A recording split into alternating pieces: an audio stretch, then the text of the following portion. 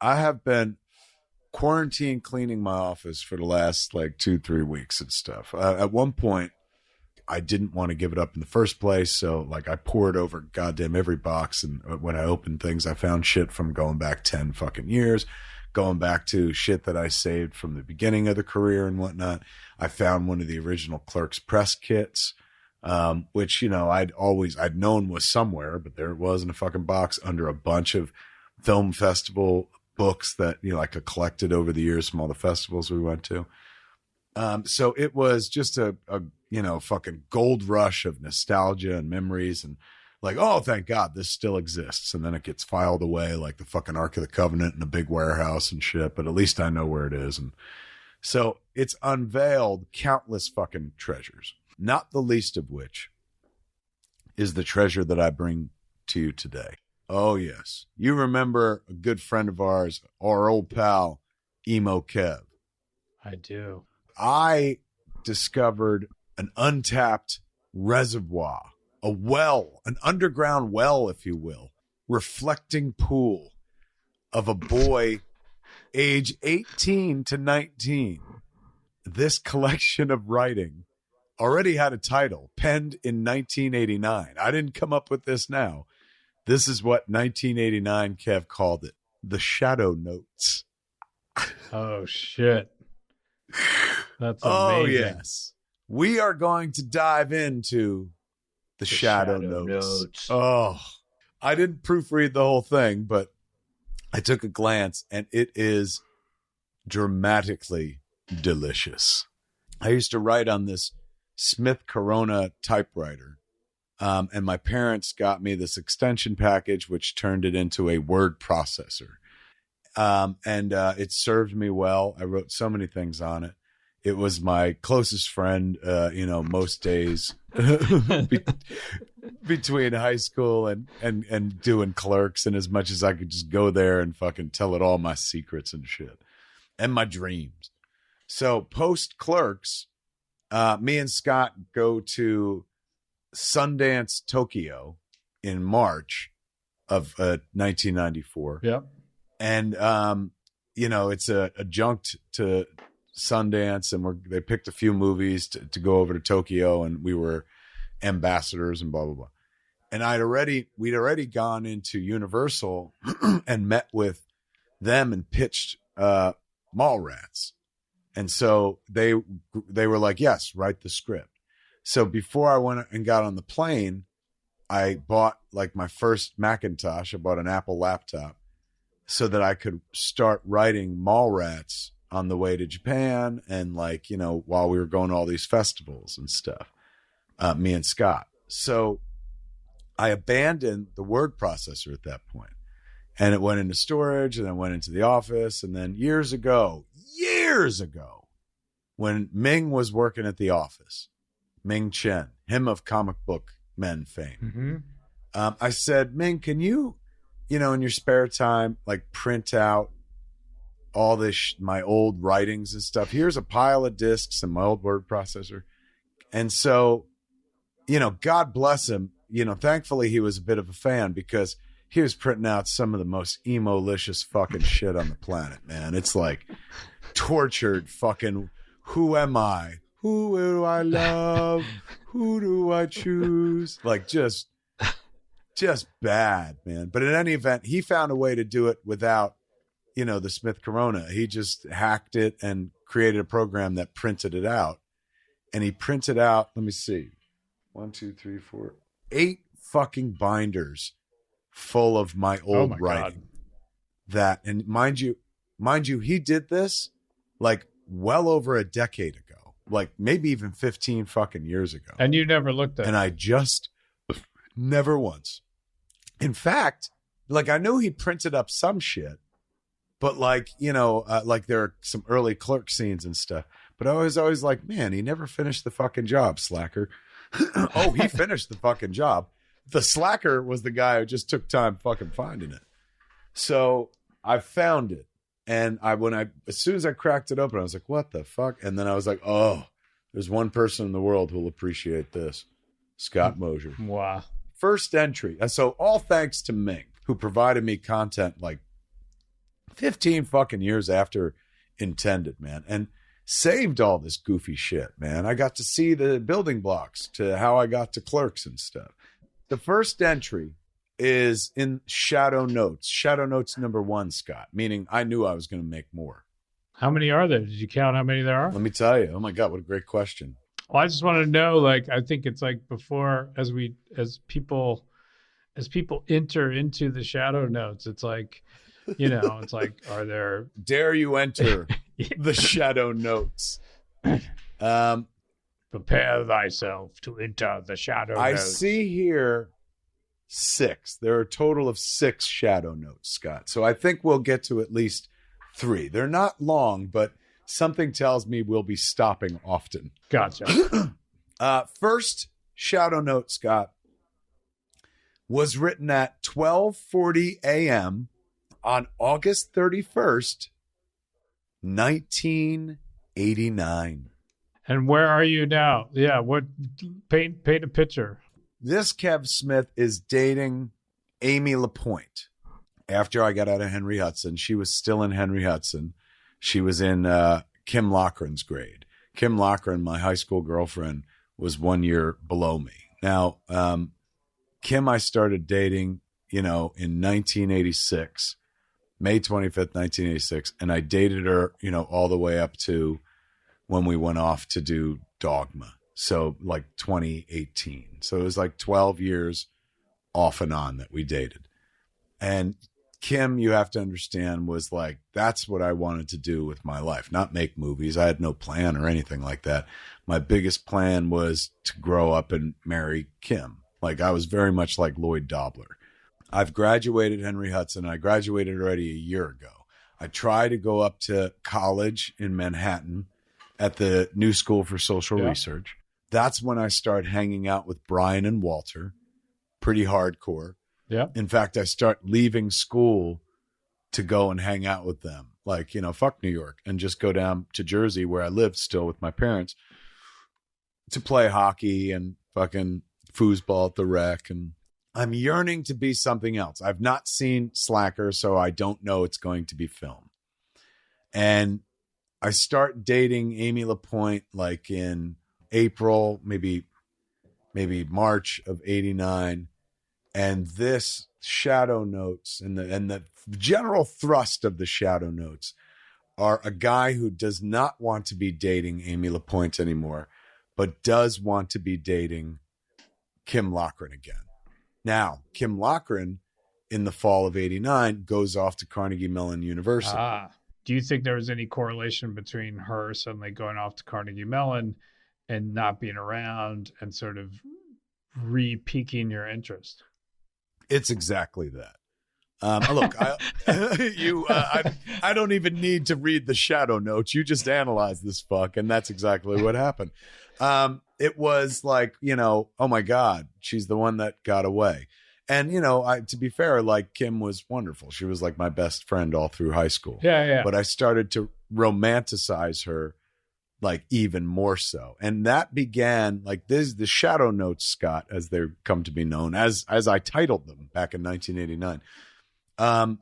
They begin August 31st, 1989. But I remember when Kim graduated Henry Hudson in June of 89, like we all wound up going to, like, there are pictures I have of me like putting her in a happy half Nelson, like while she's like in her graduation outfit.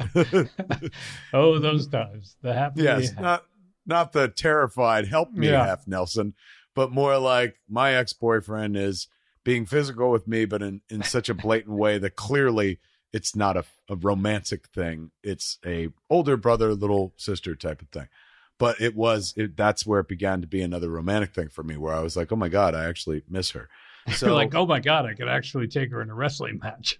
I'm going to fucking Jimmy Superfly Snooker off the top fucking bar, off the top fucking top of the ring. I'm not even fucking like athletic enough to know what the thing what is it called? The top what in a wrestling ring? Oh, like I'm so not a man, such a cuck. On the post, the corner post, but I don't think that's what turnbuckle. They call it. The turnbuckle. Sure, I'd take turnbuckle. Turnbuckle. I take that. See, you arrived there. You got there. There's a man in there. It took a while. That's what my dad used to say. There's a man in there, boy. Find him. I'd be like, Please. I can't. Please. I said, I can't. It's dark. There's so many shadows. I must write notes. He was like, oh, God. Grace. Grace, he's fucking emoing up and writing again. Fucking shadow notes. Call the cops. I'm telling you, somebody should have called the cops. Good thing nobody saw this shit because it sounds like the ravings of a stalker. Oh. Thank God I got like movie work because otherwise I would have haunted poor Kim Lochran her whole fucking life.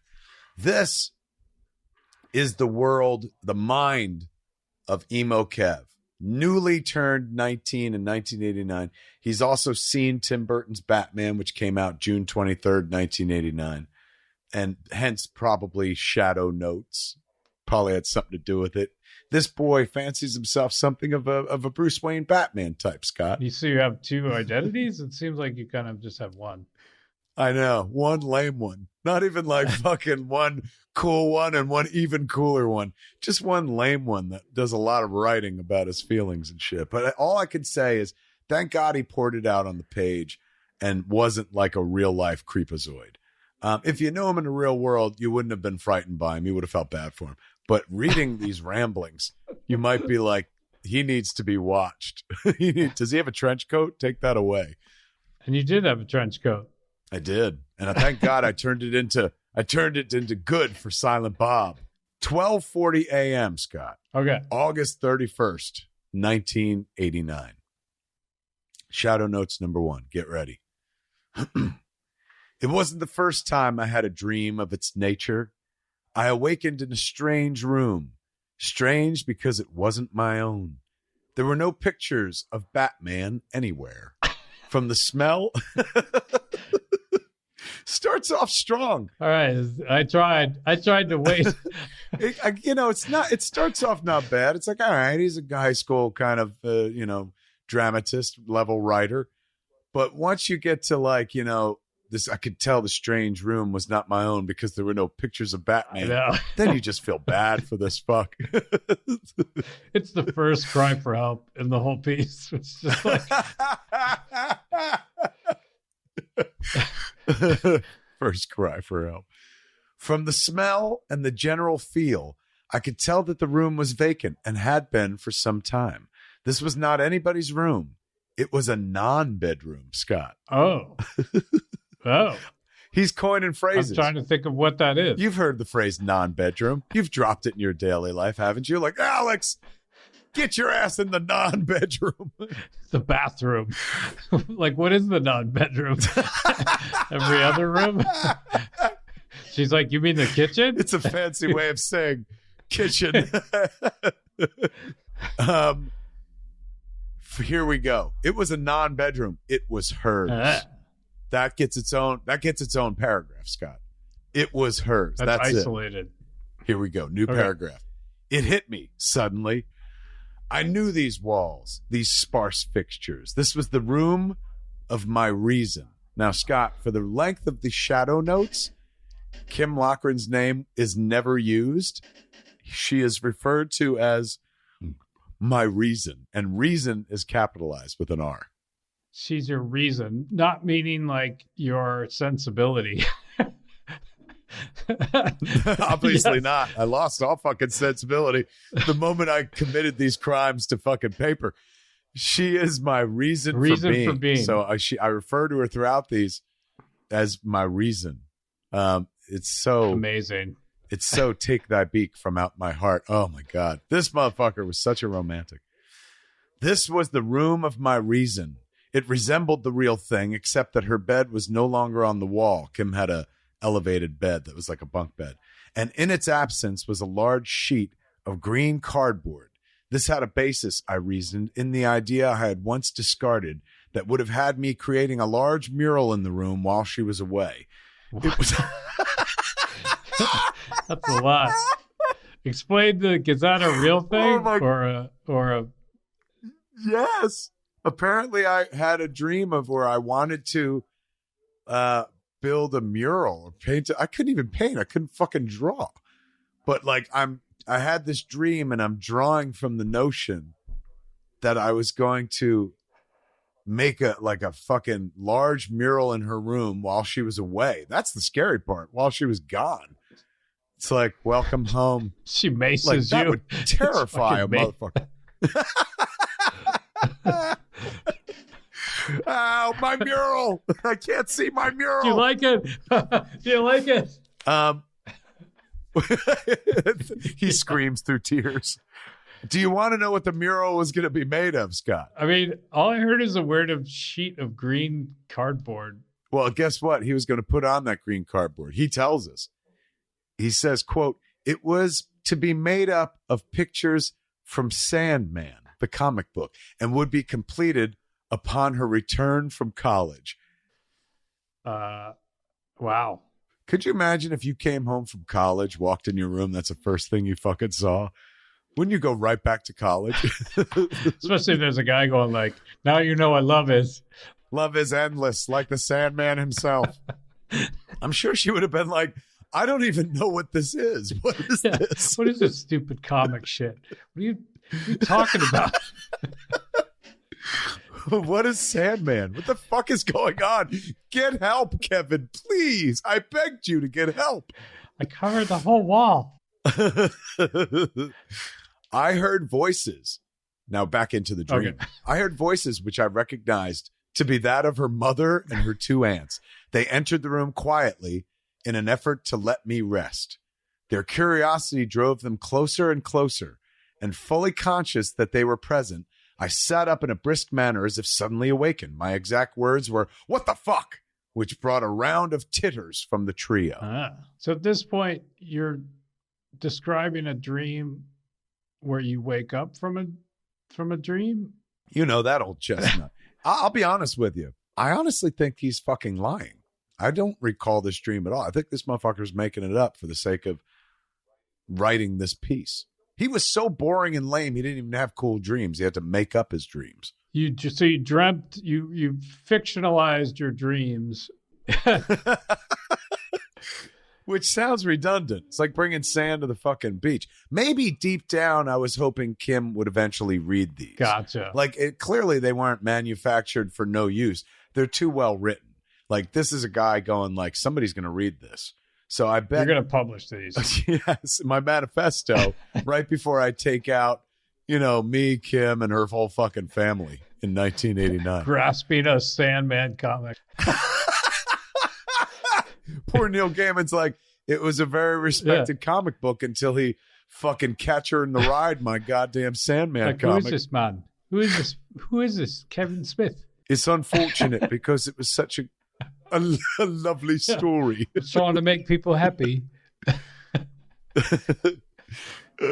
Her mother asked how my sleep was, and I climbed to my feet, replying that it was well. I still did not know how I had gotten there, or more importantly, why.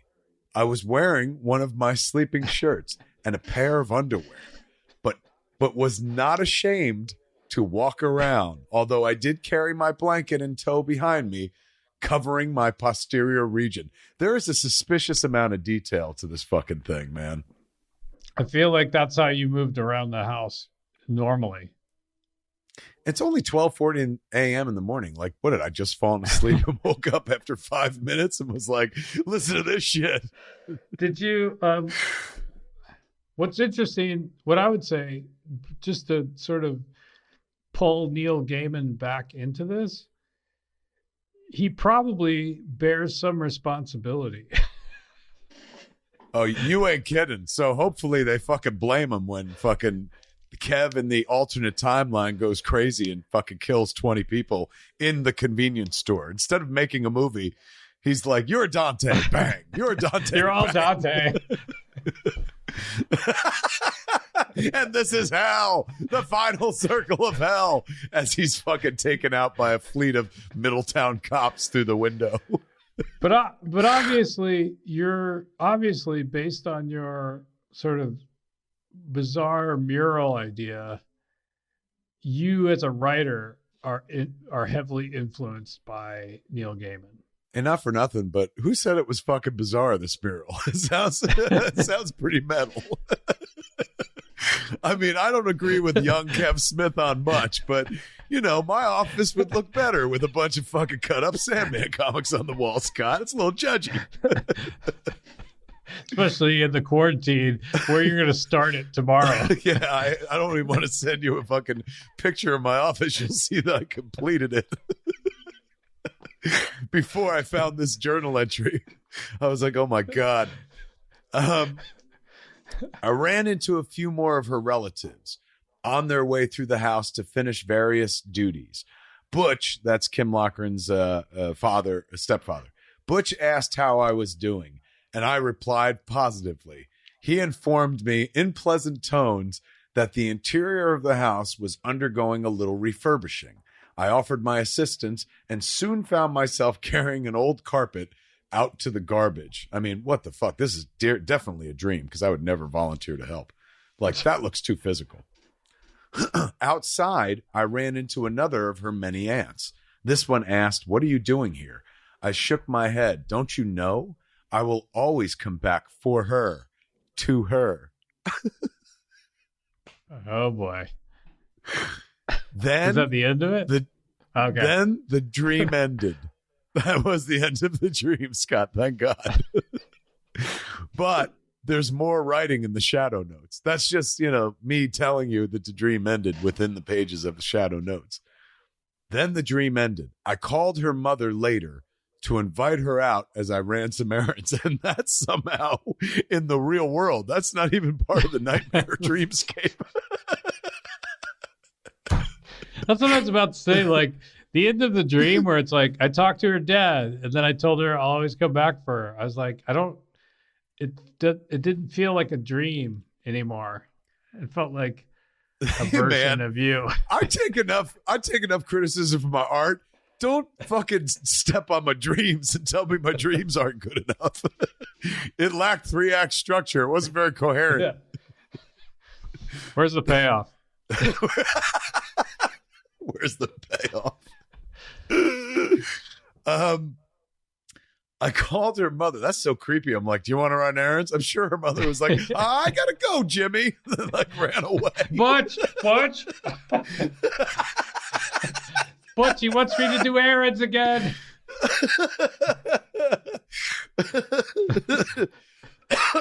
Her safe word was Butch. His name.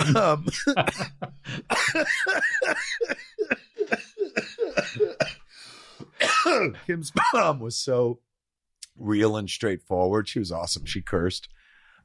She would have just been like, "Kevin, you're fucked." Like, she would curse at me and stuff. She winds up in a lot of my female characters, I think, because she was like such a powerful female role model in my life. Like, my mom, of course, very powerful too, but my mom would never fucking curse. Mary Lou King, that's Kim's mom, just cursed like a fucking longshoreman. She came from New York. She was just so fucking real and stuff. And she had that New York accent. So Kim's name is Kimberly Renee. And her mom would always be like, "Kimberly Renee, get your ass down here."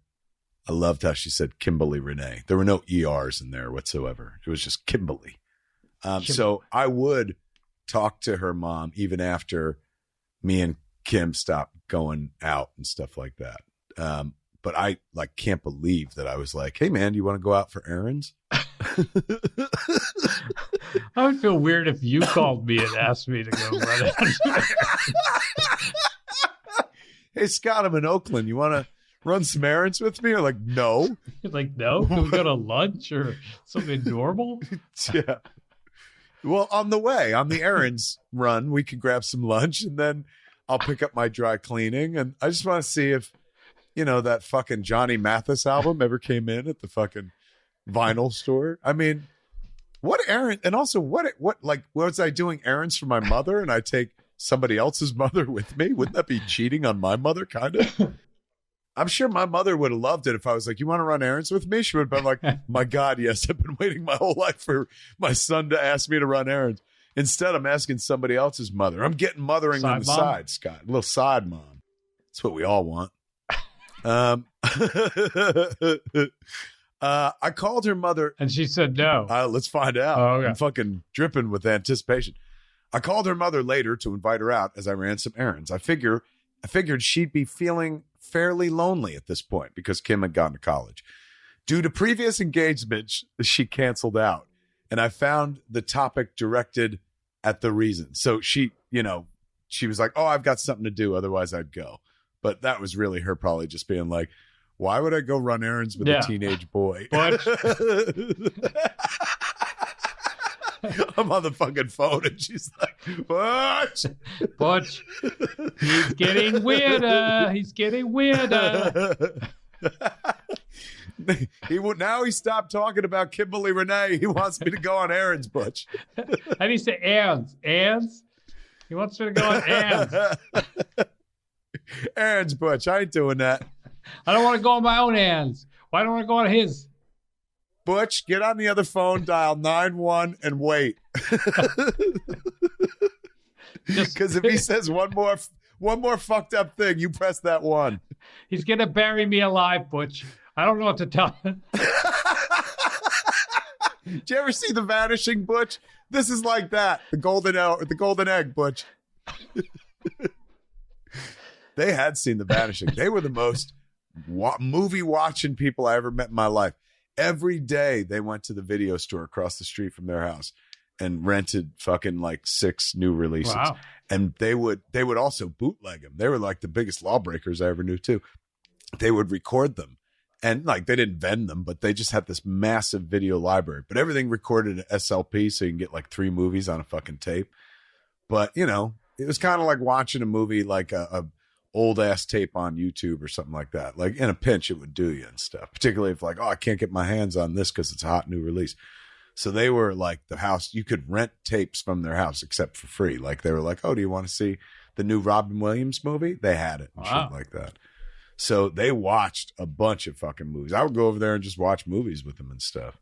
I would have preferred to do some heavy teenage petting, but like I was happy to watch fucking movies with them. And they would do shit like, we're going to watch all the Indiana Jones movies. I'm like, fuck yeah. So her canceling, I mean, I say she canceled out, but really it sounds like I asked her and she was like, no, that's not canceling. Canceling implies that she had an interest in going on errands at one point. But, well, she can't cancel unless you accept it. Exactly. She canceled out and I found the topic directed at the reason. Now, that means I steered the topic toward Kim. Her mother informed me that the trip had gone well and that she was enjoying it. I told her she would. I guess the trip to college. Yes, the trip to college, and she was enjoying it. And yet I said I told her she would. Like, I don't know what that means, but it had its own paragraph, so it's creepy and foreboding. You told Kim she would. You were just like, you will enjoy your trip. No, I told her mom that she would. Oh. I told her she would. I told Mary Lou that Kim would. Like, she would enjoy that. I don't know how I said it, but it sounds she'd love to drive. Unsettling. Yeah. Of course she'd love that. She's such a hater. 40 minutes prior to the phone call, I decided on the exact day of my visit. I will leave October 10th and stay for 1 week. I have no expectations. I need only to view her, if even once. This sounds like a stalker to me, man. So, and you're saying that you've chosen the day you're going to drive to Pittsburgh, right? Yes. Or not drive, train, probably take a train. I'm going to Pittsburgh to see her, but I haven't told her. I haven't told anybody. Oh, okay. It's weird. A big fucking deal. Yeah.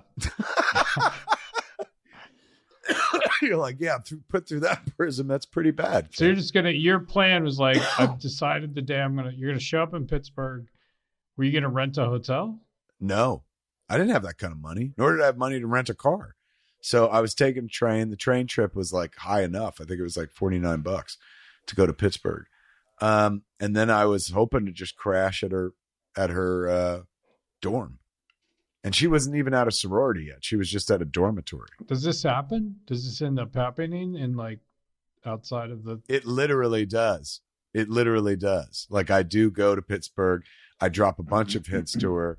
And then like when I do show up, she was like shocked, but at the same time not shocked because I'd hinted about it. And I did. Like I'm going to come. I'm coming there. I'm totally coming. There were like 3 campus police pointing fucking tasers at me going, "You're right. He came. He came." You are kidding. He's here. But this Kev will go see her on October 10th and stay for 1 week. That Kev goes to the Carnegie Mellon Library and watches Citizen Kane for the first time on a Laserdisc player. The real Kev. Not the fantasy Kev who's dreaming of doing shit. I got to eat at the cafeteria where it's like you could have all the cereal you want and shit. I was like, man, I fucked up by not going to college. Look at all this free fucking cereal and shit. Fucking cereal and movies. That's like that was your thing. That was my thing then. I was doing that same shit at home with my parents, eating cereal and watching movies. But I was like, oh man, I could have spent $40,000 a year to do it somewhere else. You could do that in other places. This kid is going to go to Pittsburgh unannounced. And he has no expectations, Scott. He only needs to view her, if even once. Just like the guy, remember when we drove up to her graduation?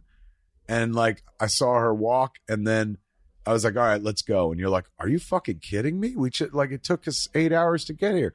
And I was like, yeah, but like, that's it. That's enough. And then we turned around and went home and shit. And we almost died. This motherfucker's... And we almost died. Let's like... And we hydroplaned in a rental car on the way back under a fucking 18-wheeler. Yes. And then we stopped. And how you fucking at that point weren't like, I'm gone. Fuck him and fuck Clerks. Like I almost died and all we did was look at her. We viewed her, if even once. It was like that moment fucking Chevy Chase went to the Grand Canyon. We fucking vacation. Oh my God. But that dude, he was able to pull that move because like that was in 1993 when Kim graduated. Yeah. He'd been planning this move for 4 fucking years. I'll just see her and I'll fucking leave. Mercifully, he didn't have to do it that first trip. He got to spend like the week with her and stuff. But he did it. He does make this plan happen. So I'm thinking maybe he started writing these shadow notes so that he could eventually present it to her when he got there. So to be as a sort of document of how thoughtful he is about her. Oh God, yes. And what a good writer he is. She always liked his writing and encouraged him and stuff. And I am at this point just getting back into comic books because I'd been working at the rec center with Walt. And then after a period of time, like he didn't talk to me for the first 8 months and shit, we started talking about comics. And so I'm into comic books. And so now I'm trying to pass them off on her, including Swamp Thing and Sandman. So hence that's where the mural would make more sense. It wouldn't just hit her cold. Like, what the fuck is this? I'd already been hyping Sandman to her. I'm like, and her finding out that I read comics, like, what? Really? Like there are people I'm going to school with who read comic books. There's a comic book store down the street called Phantom of the Attic and stuff like that. So it was a new development, and the comics I was reading were pretty literary, and she was a lit major. So this was something that we were kind of slowly bonding over from a distance. Gotcha. Comics had entered my life, hence they were entering hers as well. So he says, I have ideas brewing, of course. God, that sounds creepy as fuck. Can't let this visit be a forgettable one. I do look forward to this. It is 1 month and 10 days away. I spent the rest of the day in mental anguish and pain. My reality was clashing with my alternate reality, and the immense strain this was causing my mind caused me to scream at 3 separate occasions in the day, Scott. What? Like, what's the alternate reality?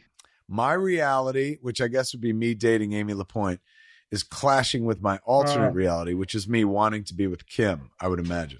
Gotcha. And you screamed. And this strain. Do you remember? Do you have any recollection? Fuck no, but I bet you he'll describe it for us. Okay. Maybe. Let me look ahead. No, he doesn't. What a terrible writer. He doesn't even deliver on his promises. Setup, no payoff. So you have no recollection of like just howling in pain or at any given point in your life. No. I remember screaming as like a 5-year-old when I got locked in a trunk once, but like that wasn't it. Either that or a fridge. I don't know. I was locked in something and I screamed, but other than that, I've never really screamed in my life. I don't have to pitch for it. Maybe I was like, why? But I don't know. I don't remember that. Let's see what he says. He says, the fear crept in and told me that in a month she could have a boyfriend and your visit would be an unwelcome one. I beat the fear down. Yeah, there you go. I beat the fear down, Scott. He's brave, this young Kev Smith. He's a fighter. I beat the fear down with the psychological assurance that I have no misconceptions or expectations about what this trip will bring. I am simply visiting my reason with the usual flair for the dramatic. Well, at least he's self-aware. It's a strange sentence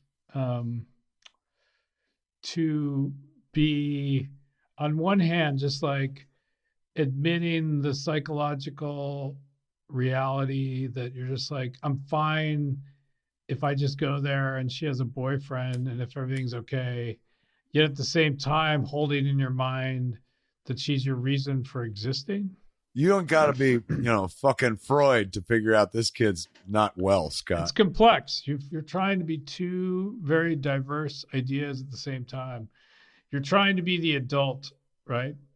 I think I'm just trying to be interesting, and I'm not. Like, I'm manufacturing like interest by being like, everything is a hard decision in my mind. Grapes. Like I cannot handle this trauma of the dramatic. Like he's just so fucking big, man. Well, calling any other human being your reason is pretty dramatic, especially at age 19. But is it, like if anyone was my reason at age 19, if any woman was, it was my mother. She literally could throw me out of the house and she made me get jobs all the time. So I should have been like, my reason told me to get off my fat ass and get a job today. My reason drives me crazy. I said, reason, leave me alone. I'm playing Atari. And my reason said, I'm going to tell your father. But it's an intense expression. To me, it is an intense thing at 19 years old, whether misguided or not, to declare that another human being is your reason for existing. I mean, that's your only problem with all this? You're like, this is where I draw the line. Who the fuck calls anybody their reason? I'm like, oh my God, there's so... I'm trying to pick something. This poor son of a bitch. Focus on something. He's got so much wrong with him to diagnose. That's like fucking taking Jack the Ripper and be like, I think he's a little antisocial. He's stabby. But this kid, boy, he's in love with his own words and shit. And it does hearken to a couple years from now, this same kid with a little more experience under his belt and fucking perhaps a little less reason, would figure out like, I want to write a screenplay. And he writes his first screenplay and he gives it to Scott. And Scott says like, we're going to make this movie first. Because even though Scott had written a screenplay before fucking I did. And I said, why? And Scott's like, it's like you've been writing for years. Yeah. And I was like, well, I have been writing for years. This is that writing, Scott. Hey man, these are your like people, like that's where it's like, take it for what it is. But it's like, I will say that it's correct. I mean, I know you don't feel this way. Let's go easy. Don't be throwing around the C word. It's courageous. Well, I don't think that, I'm sure you don't find it this way, but it's like, I think it's, I'll say admirable to basically open the, or take your pants down in the sort of like to expose the sort of, you know, it's like you've chosen to expose the, you know, of the 10,000 hours, if you take that sort of concept, like you've chosen to expose like our 1,500 3 minutes, few hundred, to give people, you know, to give people out there, I think the sort of the ability to sort of see process, right? Which is like, even you read it back now and you're not like, ooh, there's some juicy morsels in there. Yeah, I'm like, wow, this kid's he's got a gripping style. I want to know what happens next. It's a real page turner. I think I read it out loud to punish that boy. Because this would be his nightmare. Like, what do you mean you're fucking reading this out loud to more than Kim Lochran? Like, who's Scott Mosier? What's the internet? What is a podcast? There'd be so much to unpack for that poor motherfucker. His head would explode. But so... Oh, if you could go back in time and sort of be like, this is me. Oh my God, that would be the most meta idea ever. Or I play it for him. You go back in time. I play it for him, and he's just like, who would say such things? And I'm like, you do. You say those things.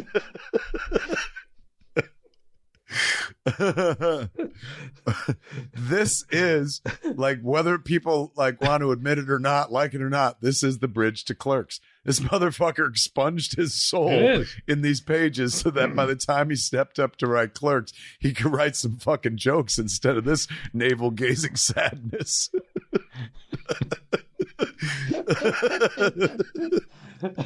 Fuck, man. Otherwise, could you imagine how intolerable the first draft of fucking Clerks would have been? It would be like Dante looks for his reason.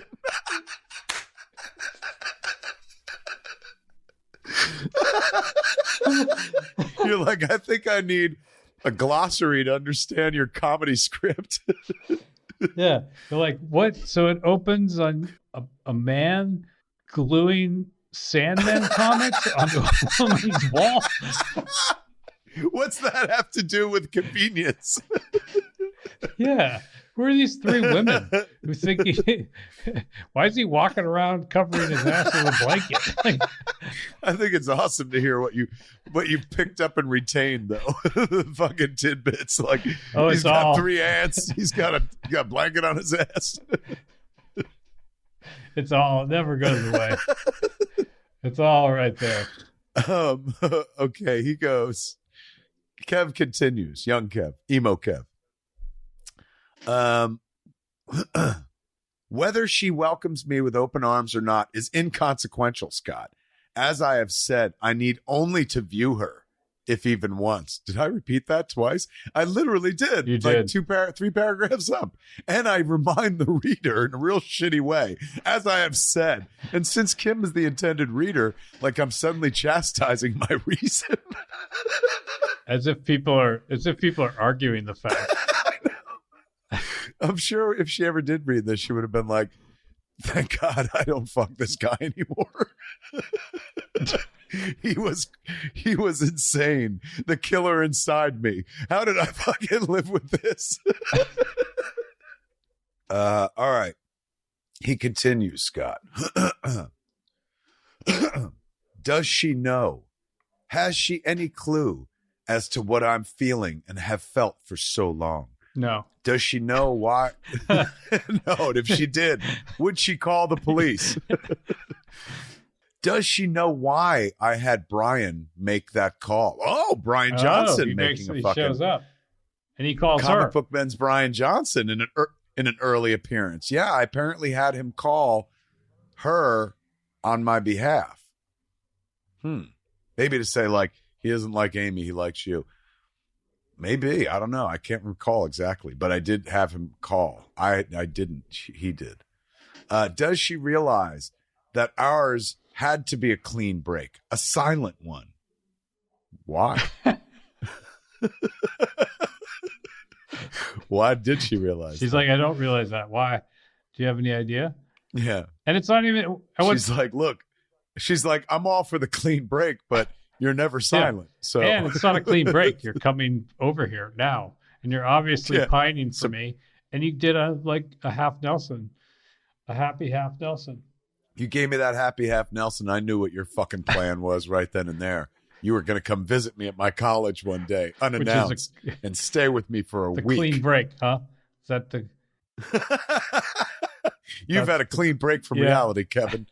Does she know how painful it was for me to not spend the time with her right before she left to go to college? Does she know how badly I wanted to say goodbye? Does she fathom the joy my heart was filled with when she entered the store that day, allowing me something to hold me over until the day I felt it was safe? So apparently she dropped into Quick Stop on her way to college. And said, hey. Yeah. It's like, hey, what's up? I'm going to college. And I was like, don't you know this has to be a silent, clean break? You immediately turned your typewriter.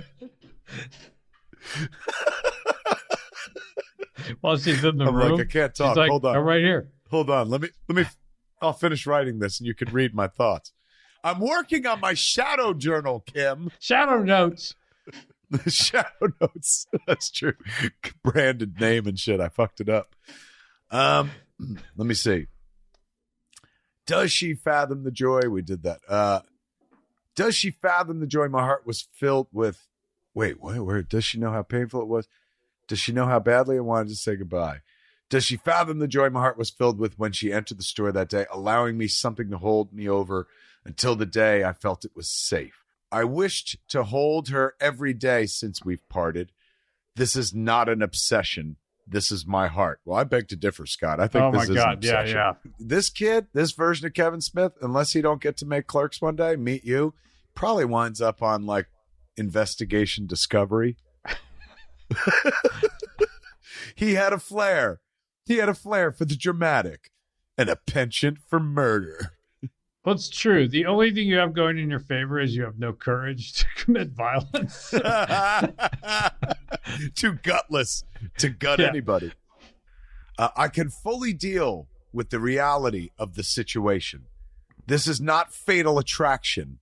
This is Kevin and Kim. It's sounding dangerously like Fatal Attraction. I mean, I just retitled Fatal Attraction. Well, what's weird is like if you're writing something about a relationship and you feel the need to say that it's not Fatal Attraction, it's because you yourself are concerned about certain passages and how they might read as Fatal Attraction-y. This guy, he's about to reference something that really places this in time. I, in my head, thought I was at Quick Stop already. Because in my head, I interview for Quick Stop after I see Batman in 1989. But I'm not, because I'm about to say something that indicates I don't even know Quick Stop exists yet. Listen to this. Her uncle came in and we spoke for a while. Most people blow him off, but I listened intently to what he had to say, so much so that he continued on for 15 minutes, and I never wished him away, all because he was of her world, from her family. And if I could just get a little bit of her from him and the things he said, ... I miss her so very much. So as I was reading that, I'm like, well, wait a second. Her uncle lived a few miles from Quick Stop, and I don't remember him ever coming into Quick Stop. And that's because he didn't, Scott, because the next paragraph puts me at a very specific place in time. The girl I work with, Diana, has a crush on me. Oh. So this is back before I work at Quick Stop. This is at Andy K's. Krausers. Krausers. Andy K's. Or I think it was Krausers before it became Andy K's in Atlantic Highlands. Yeah. In my mind, I see Batman in 1989, and then my mom is like, you got to get a job. And then I fucking go interview at Quick Stop. But it wasn't Quick Stop in 89. it was Krausers that I had the fucking job, that I got the job at after after I worked at like, you know, fucking the Graveyard and Domino's and shit like that. That's crazy. In my head, all these years, it's been like Batman to Quick Stop. But that's not the timeline. Quick Stop doesn't happen for like another year, I don't think. I don't start Quick Stop till the summer of 90, maybe. How interesting. So it's Batman. Batman leads you to Krausers or Andy K. And just so I'm clear, you see Batman and then your mom's like, get a job? Yeah. Those are related? Yeah, she was just like, you saw what happened to that boy's family. Yeah. Get a job. I don't want to die, Tyga. We're not millionaires, Kev. I'm like, and? So get a job or else your parents will wind up dead in an alley, you fucking worthless bum. It's all right. I guess I follow the logic. You know, you've ruined Batman for me. Thanks very much. Grace, he thinks the Dark Knight has anything to do with his job prospects. He's nuts. Tell him to stop writing them shadow notes. I better not show up in them shadow notes. You won't. What is that? Nothing. Yeah. Mom, tell him he will never show up in my shadow notes. Because he doesn't love me. He doesn't understand the darkness, Mom. She doesn't know I'm coming. What might happen? My mom would be like, why would you go someplace uninvited and not tell people you're arriving? Because I'm in love, Mom. And that's what you do when you're in love. When you find your reason.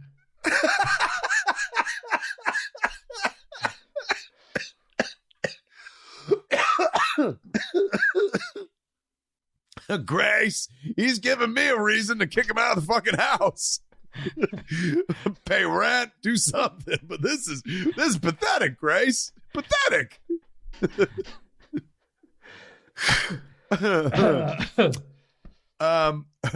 Okay. In closing, the girl I work with, Diana, has a crush on me. It's obvious and predictable. Look how judgy this fucking prick is. And let me tell you something.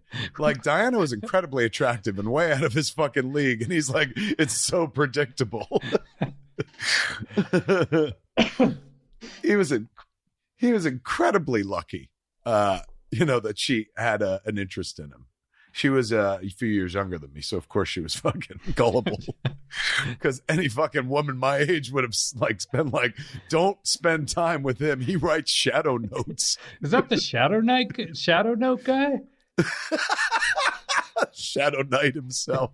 The shadow Knight. They're like, you're gonna wind up in a human garden, like in that movie Motel Hell. Stay away from him. He's fucking creepy. Listen to this. I let her dream, but never lead her on or inform her that I know. These others, they are cute and somewhat interesting, but there can be only one that I truly breathe for, Scott. My mind hurts from the torture. I am in contradiction of my true self. I pray often. Perhaps I'm being a bit too theatric. 1:35 a.m. Work was exasperating.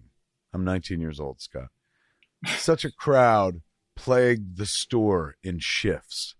I brought a TV with me to watch Fox's Sunday lineup. Bad habits died slowly, if ever. So I'm Bad hobbits or habits? Habits, I guess. Yeah, there's missing a B and no capitalization. It's definitely habits.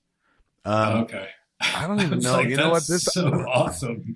Bad hobbits. Bad hobbits die slowly. That's my fuck. I got that tattooed on my arm and shit. That's your catchphrase. That was my band's name in 1989. Bad hobbits die slowly. We are bad hobbits die slowly, and we're pretty shyer. You're gonna love our music. 1, 2, 3, 4.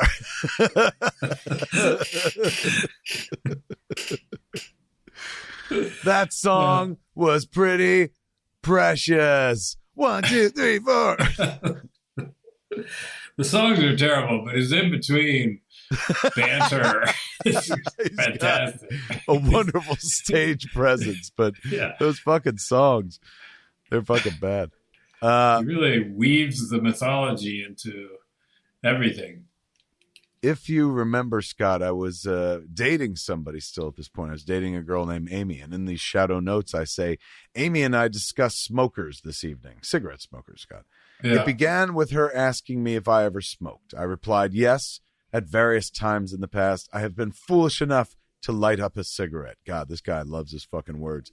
Maybe thank God he wrote when he did, so that he learned not to be such an asshole on the page. My thought process brought me to my reason, Scott, and when she smoked during the genesis of our relationship. If you need me to translate, Scott, Amy's conversation made me think of Kim Lochran, who smoked when we first started dating. That's what this boy was very fancily trying to express. I think this was your period of, you were, I think you had to write this, otherwise Clerks would sound like this. Oh my God. And nobody wanted that, man. Where Dante's like, my reason is with an Asian design major. People are like, is this like David Lynchian? What is this? Is this iambic pentameter? What's the reason? Please stop. The review, if it ever gets fucking reviewed anywhere, is my reason, there is no reason. Unreasonable. Let me see. Kim announced. Kim used to smoke, I announced. I know, my girlfriend confirmed, somewhat surprising me. She still does. I've seen her. Whenever she's drunk, she has a cigarette or drags off someone else's. The rest was basically the same. Immediately, my mind was worrying, and the pain crept in. She resumed smoking. Oh, that's trivial. It's not like she's an addict or a basement. Yuck, yuck. Oh, my God, dude. I don't know. I'm still trying to recover from the attic basement joke. It's pretty bad. Thank God I wrote that. Otherwise, it would have been in the first draft of Clerks, and you would have had to uncomfortably say, this addict basement thing, it doesn't work. It's not a homonym. Addict and attic are not the same thing. You're reaching. Stop trying so hard. Ease up, Ripley. You're grinding metal. 12:45 a.m. on September 6th, Scott. September 6th, 1989. Ready? Yep. Yesterday, I threw a half-full 44-ounce iced tea, showering the parking lot of the furniture store that's next to the movie theater. It was the first outward sign of rage I have shown in ages. It was fully warranted. All right, so that sounds like a big deal, right? Like fucking throwing a...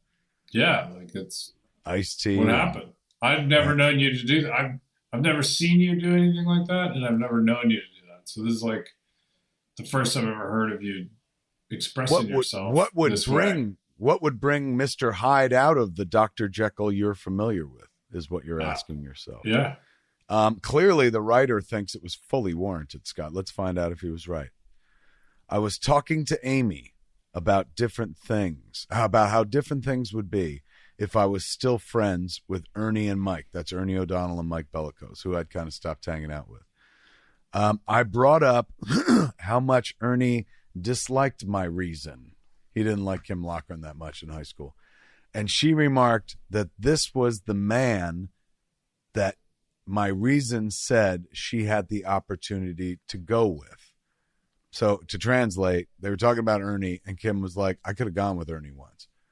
And so I said, oh yeah, it was during the play. After a few minutes, it gnawed at me that Amy might know something I didn't. I pressed her for further information, and Amy said, she said the chemistry was there. The only reason that they, meaning Kim and Ernie, didn't go together, was because you or Lori, that was Ernie's girlfriend at the time, were always around and always present. And then I hurled my drink against the ground, and I yelled and I bellowed, "I gave her everything!"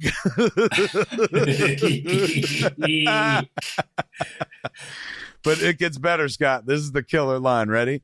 "I gave her everything." Amy remarked that she was still thirsty when I threw the iced tea on the ground. I took the drink and I'm like, "God damn it." And she was like, "I was drinking that." Then we went to see Parenthood. So there you go. That places you right in time, man. Night I went to see Parenthood, I'd just fucking thrown an iced tea on the ground. So right here I write, "I had decided to give up any fool notion of visiting my reason or ever acknowledging her again." So suddenly the guy who wrote, took up the shadow notes because he was going out to Pittsburgh to see his reason is now, he's not even going to acknowledge her anymore because he heard from a second party that back in high school, which was like 2 years prior, that she thinks she probably could have gone with Ernie, but they never did it. And the reason was we were always around. But what does it matter anyway? Because we're not going out. This kid's fucking nuts. But here's where it gets crazy nuts. Ready? Okay. Later that night, I heard her voice. She had called Amy, and I had answered. They then spoke at great lengths. I wanted to yell at her about Ernie, but thought better of it. Leave the past in the past. Could you imagine if she called up Amy about something and I'm like, "Why did you think you could go with Ernie?" After the conversation, Amy discovered that the answering machine had been on the entire time. It was one of those tape recorder answering machines. So Yeah. And the whole conversation had been recorded. I took the tape home and listened to it over and over. That sounds like a fucking stalker killer, bro. That's so far. That's the one that you want. Definitely. Now you're like, I want to use the time cannon to shoot you through fucking time because fucking you might do something bad. I say this next. I say, I resumed my idea to visit my reason.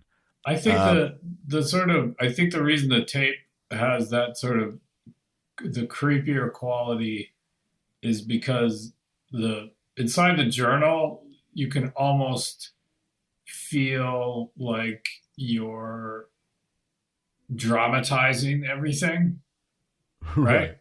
Like it feels like you could almost giggle it off as an exercise and like this exercise of you sort of dramatizing your life. But like the tape becomes like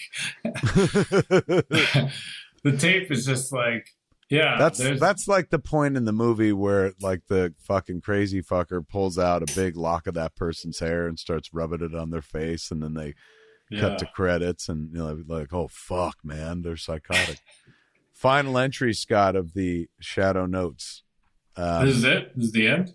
This is it, man. This is and you'll see why, because it ends in fucking in mystery. But I'll solve the mystery for you. 2:30 p.m. This was written in during the day. On September 11th, 1989. So years before that date, we'll live in infamy.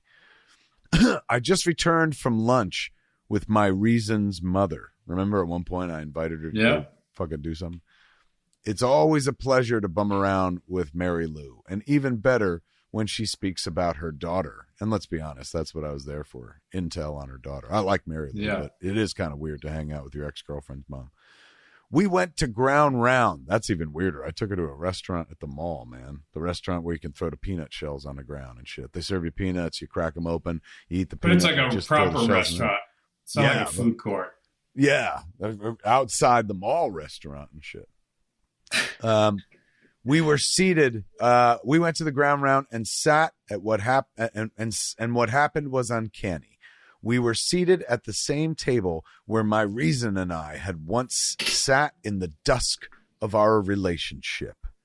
I choked back evident nostalgic tears. So I'd take Kim Loughran's mom to go eat at the Ground Round.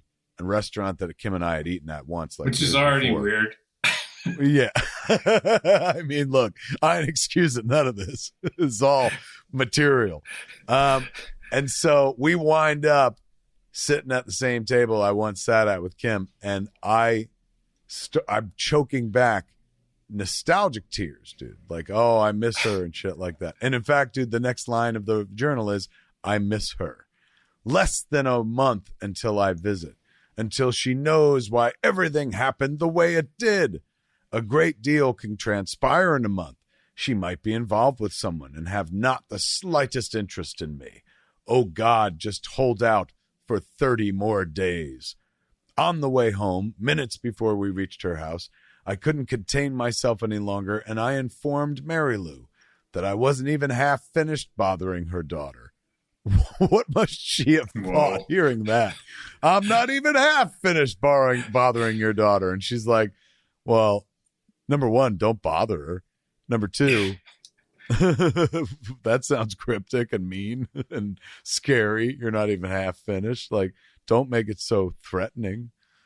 Was she, like, the fact that you went out to lunch was not the first time? No, apparently, like, you know, I'd pop in and talk to her and stuff. She wasn't soliciting any friendship from me, but I would pop in and be like, hey, how are you? Which like, I'm hey, sure will you go out to lunch was... with me and watch me cry? Yeah, and she was like, you know, I had to put up with your shit when you were dating Kim. Now that you're broken up, like, do I really have to fucking watch you be this guy? Like, be a man, grow up, go have an adventure, do something. But she was very sweet. Instead, she'd be like, all right, let's go to Ground Round, I guess. Free meal, why not?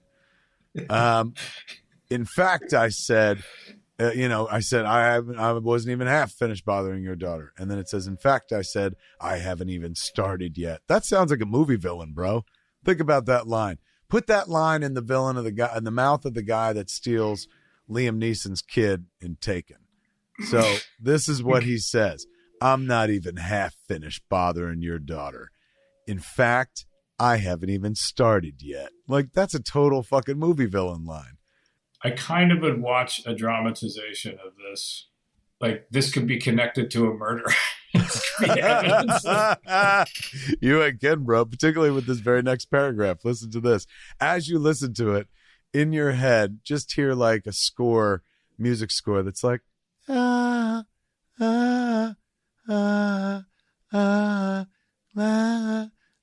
something creepy. Ready?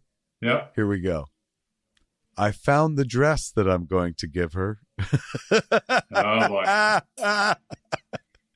It's pretty, and her mother commented that she would love it.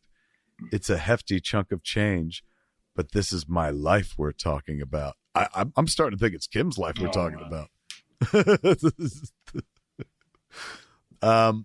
Dude, I guess I bought a dress to go, because here, I think I remember what it was. There was a formal that was going on when I went out there. And we had kind of been, like, I'd been referring to, like, making this trip out to see her. But not like, I'm coming to see you and shit. But, like, there's a dance that's going to happen while I'm there. So I'm bringing her a dress, I guess, for it. And I'm bringing, I mean, that's the nearest I could figure. Either that or I'm like, this is your burial gown. I wore it this morning. As soon as you started reading it, I have to admit that, like, once again, I'm a visual thinker. And as soon as you started saying, like, I bought her a dress, I was like, I just pictured you in your room in Highlands wearing the dress. Which would have been physically possible. She was so tiny, and I was like me. Maybe you were just holding it up to yourself. Yeah. That's it? That's the end? No. Oh, fuck. No, okay. Sorry. Let me take it scarier. It's a hefty chunk of change, but this is my life we're talking about. 30 days until, all right, this is fucking really weird. Ready for this? You made a movie with the guy that wrote this next sentence. Okay. And I should tell you in advance that I guess since these are the shadow notes, perhaps I'm referring to myself as the Knight, Scott. And not the K-N-I-G-H-T, like the Dark Knight, but the Knight, like I am the Knight. Ready? Okay. Yeah. 30 days until the Knight comes to Pittsburgh. Oh, boy. We made a movie in fucking Pittsburgh, dude. You didn't. We did. Imagine if you found out the Knight went out at night, was fucking killing people and shit, and then they dig up this old journal and they're like, oh my God, it was all there. In 1989, he pre-wrote his confession. They're like, why didn't you tell us? You're like, I didn't read that fucking journal. I was like, he seemed too terrified to kill anything. I can't imagine. I didn't know he was the Knight. Why would I know he was the Knight? I he was barely the day. He wasn't much of anything. He was like a 2-3 o'clock kind of guy. If I had to give him a nickname, afternoon. He's a lunch. He's a double lunch. He's a buffet lunch. Let's say, where you can eat as much as you want. So sometimes you stay a little bit longer. Tips not necessarily in the forefront of your mind. They're like, you're awfully defensive, Mr. Mosier. You're like, I barely knew the guy. I tell you. Fuck that guy. 30 days until the Knight comes to Pittsburgh. 30 days until I can touch my love. And I do love her so very much. Please wait those 30 days. Please. And that is the end of the Shadow Notes, bro. Wow. I mean, all the sort of terrifying creepiness aside, I still... What I hear or I see is I still understand technically who that is. Knowing you, like I kind of understand. Like it's ultimately not threatening because it's ultimately like it's so steeped in like Batman and all that shit. You ain't it's kidding. Just such a I mean, like, I don't know about throwing the iced tea down on the ground, whether that was like it was something you did spontaneously or something like. It's very dramatic, isn't it? Yeah, but like to me, it's like the whole period, the whole purpose of the Shadow Notes felt like this idea of like I need like this sort of your life was not serious and dramatic, so you decided to sort of perform it that way. You know what I mean? Very like it feels like you're sort of like it feels like your flair for drama and presentation and that to me is you experimenting with that. Same with the tapes. You know what I mean? Like it's all about doing the Emo Kev tapes. Well, it's sort of like it's when I was dobbling, when I was riding. When you're dobbling, like it's you sort of strangely, it is you finding your voice. Like it is no matter what. You can, because you can't say it's not, right? Because it's like it happened. I mean, I can't deny it. I'm seeing it, and some of it is written in papers that I've had my whole life and stuff. But yeah, it's definitely. Well, it's what it is. It's a lot more Dante than Randall. Like what it's missing is like the influence. Like I haven't really started hanging out with Brian and Walt that much because I stopped doing things like this when I hung out with Brian and Walt because, there was no, like, I must write down my tortured thoughts because they weren't those type of people.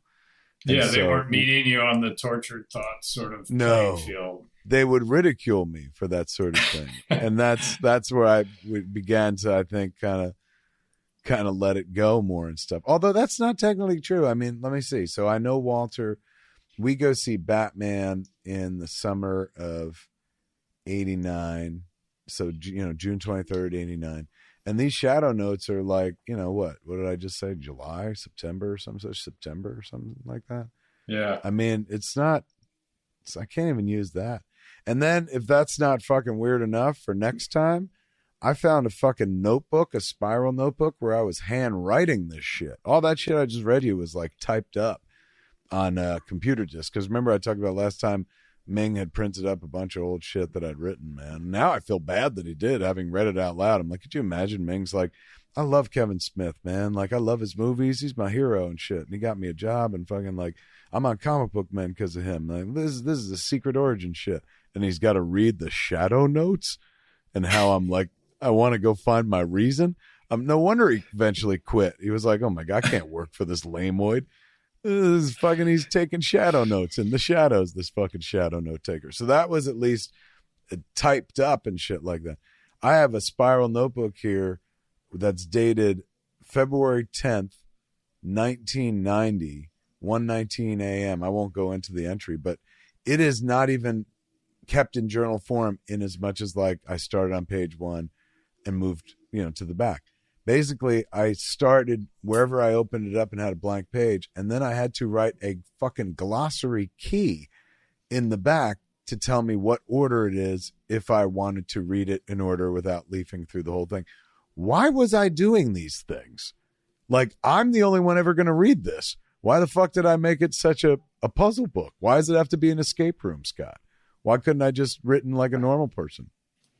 Well, I mean, I hope you take this the right way, where it's like there's a lot of things over the course of our friendship where you don't do things like a normal person.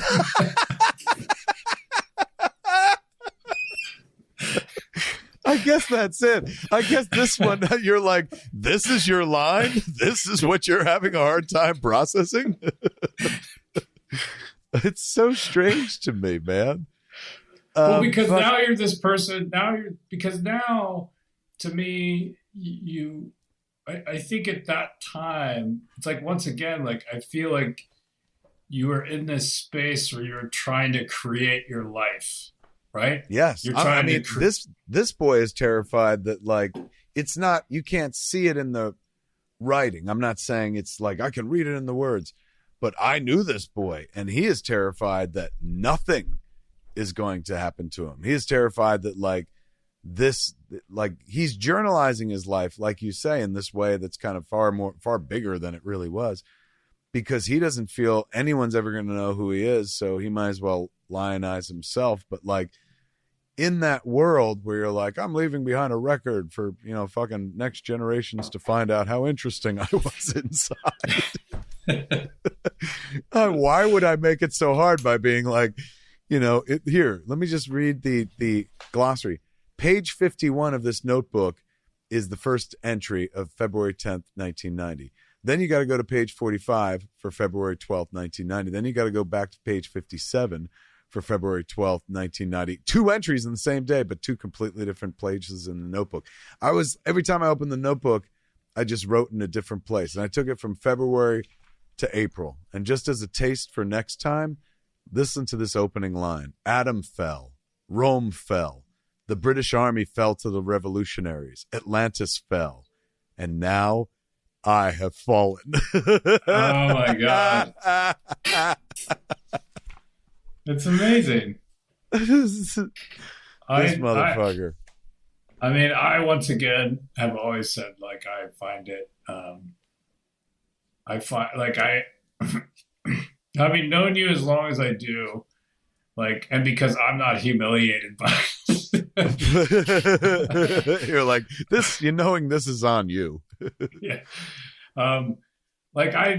It's like, I do understand. Because, like, look, I don't know necessarily that guy, but I know the guy shortly thereafter, and then I know the guy you are now, and I sort of know the pathway to it. And so, like, I get that person who is like, because I think you were wanting this sort of grand life, wanting this larger thing, it's probably that you were sort of like, well, if I take the mundane existence I have and write it in this sort of dramatic prose style, you're sort of putting your life through your own sort of couple that with, like, and every once in a while pitch an iced tea at the ground real hard. Yeah. I would love to be a fly on the wall for that moment where it's like, is it a conscious decision maybe to be like, I'm going to just fucking do something big. Like, this is what important people do. Exactly. I'm sure Amy Blue Point was like, something on your mind, Kev? Trying to get my attention. I'm still thirsty. I was drinking that. Yeah, no, I understand. Like, I think it's these are all fascinating documents, and like, to me, and it's crazy. You're not wrong in as much as we meet shortly thereafter this. If this is like fucking late 1989, so we're only like a few months away from the start of 1990 in those shadow notes. I meet you in 1992, March 92. Yeah. So like 2.5 years after I'm rambling about my reason, I'm like, you're like, he seems reasonable. Yeah. Seems normal. He's a rational guy. Thank God you met that version of Kevin, not the one that's like, where's my reason? I don't think I mean, like, look, but there's something interesting about that period where I would say, like, what's the, as we move forward, it's like, then the conversation becomes like, well, what's the shift, right? Like, where's the shift to, like, the act of going to Vancouver is... It's probably where all that fucking journalizing dies. Like, I did a little bit, on our way to making Clerks. Because I just, where was it? Yeah, I was on Wake. I remember Sundance. You took you did a long journal. I did. In Wake, when on Wake and Bake with Kevin Smith, which is like the show that I do on that Kevin Smith Club.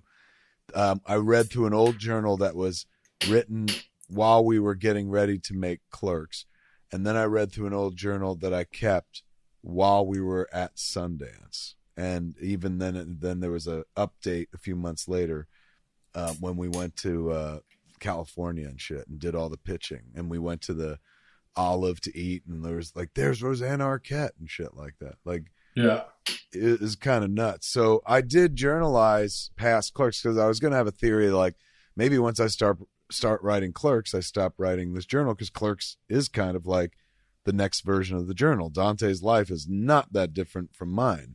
You're right. Like, in order to get to Clerks, I gotta fucking write all this dippy shit, because it's me going, like, this is me being one step removed from my life and using it as creative fodder, these shadow notes. But Clerks is me stepping even further back from my life, but still using it as creative fodder, just like not saying, hey, it's my reason. I'm like, hey, it's Veronica. And not saying, hey, this is me, the knight who's on his way to Pittsburgh, but hey, it's Dante Hicks, the knight, motherfucker. Like, thank God I kept that quiet until now. Otherwise, that might have become a nickname. Like, oh, here comes the knight. Fucking people just goofing on me and shit. Let me ask, do you find the journals? This is interesting to me. The journals that you write while you're making Clerks, and then after, like, is there a pronounced difference in the sense that, like, are you, what's the word, flowering up those journals to the degree you are now, or is it something where it's like it's more like general reporting because you're actually reporting on the interesting things that are happening to you? The one that I do for Sundance is general reporting, and I'd like to think that I became a better writer over the course of like these shadow notes to when we went to Sundance in 1994. So that's like 5 years. So the writing's just better. I've gotten rid of the need to be like, be flowery with the language. Use 4 words to describe the same thing. And you're an influence on that as well. When I like give you scripts and you're like, you don't need to say this, or maybe say this easier or something like that, or drop these jokes and shit. So even and also probably because I'm handwriting in that Sundance journal. Yeah. So I'm being a little more circumspect, but it's tighter for sure, man. But what's interesting is the jump from pre-Sundance, like, because when you read the journal, when I read the Sundance journal, we go literally not expecting anything to happen. We're not going like, man, I hope somebody buys this fucking movie. So it's written from this perspective, this really clean perspective. Although honestly, you'll enjoy it, man. I'm gonna make sure you can fucking watch it. It is like, it's the guy who wrote the journal is so bitchy about John Pearson for the first fucking few days because he's paying all the attention to Rose and Gwen. There's a lot of Rose and Gwen in it. Like you could see the origins of chasing Amy and stuff. Like all we did, and you know what there's a lot of that I didn't remember? Drinking. Like all we did was drink. Every day we drank. Like, and go to Z place.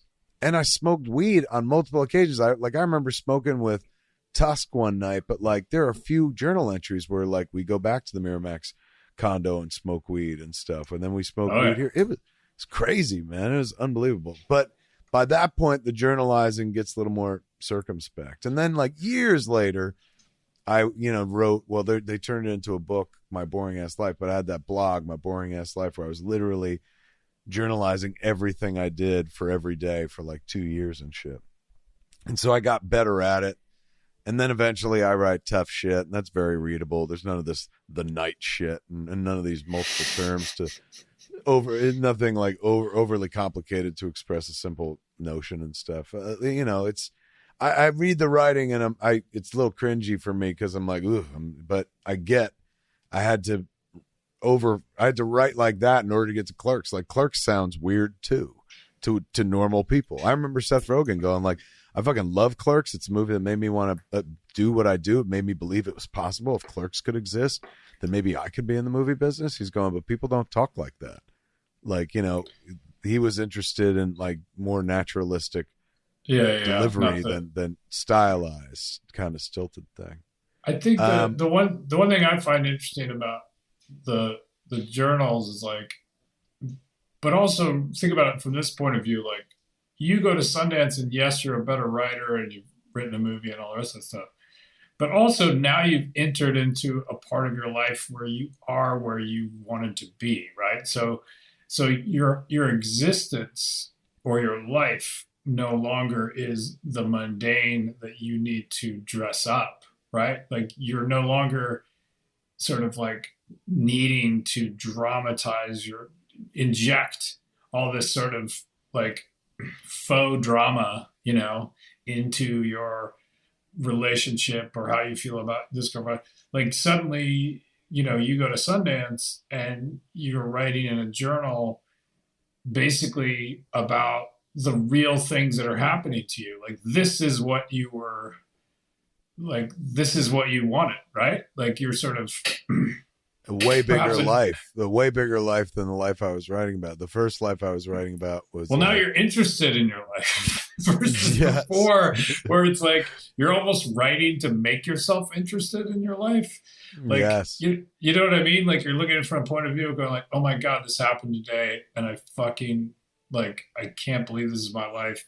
But if I write about it this way and read it back, I'll be like, "Fuck, my life is like." I sound suicidal. Yes, the difference between the shadow notes and say like, fucking everything else I've written, like, or My Boring Ass Life or Tough Shit or fucking Clerks is like I finally had something. It's like Chasing Amy. I finally had something personal to write about. Well, it wasn't personal.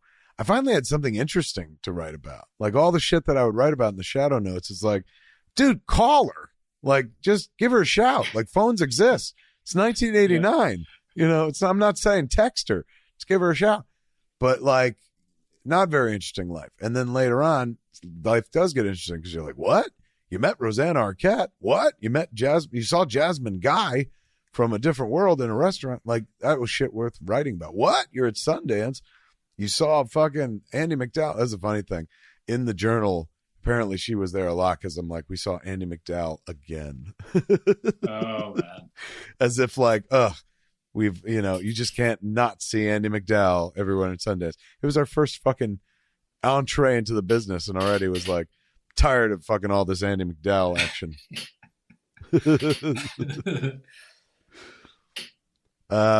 There it is, man. We've tiptoed through the shadow notes, Scott. We're now the night releases you from the shadow notes. And you didn't title the next one. It was just a journal out of order. No, I see no official title for it, man. My style is getting more and more chaotic, Scott. Now I don't even need a title for shit, and I'm gonna write all over the notebook. It ain't gonna be in order. I'm going to write it like it's a Japanese comic book. You got to read it from the back to the front and shit. And even that makes more sense than this, because this is like skip to page 9. Now skip to page 15. Now skip to page 30. It's a road map for somebody, a treasure map to a boy who has no treasure to offer at the end of the map, Scott.